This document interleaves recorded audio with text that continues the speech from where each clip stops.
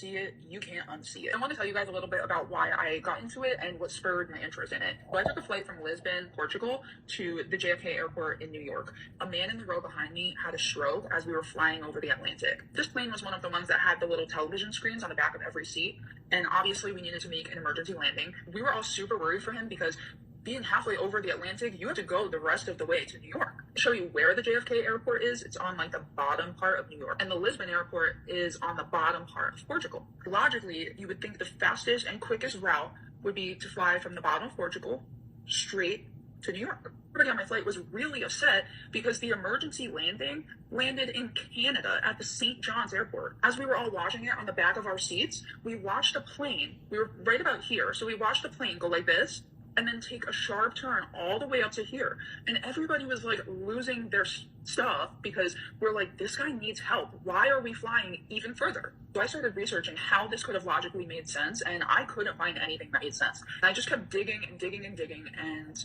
I'm going to show you what I found. Sorry, it's kind of blurry. This is the best image I could find. This is a flat Earth map. So the Lisbon airport would be right about here. St. John's would be right about here.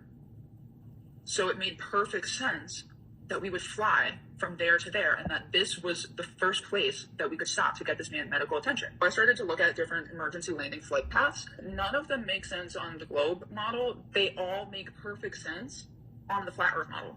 This was just the beginning of me getting into this. I spent 2 to 3 years at this point looking at different information, reading books, listening to podcasts, researching. There's tons of information. I'll give you a couple of my favorite points that really like drove it home for me, but feel free to do your own research.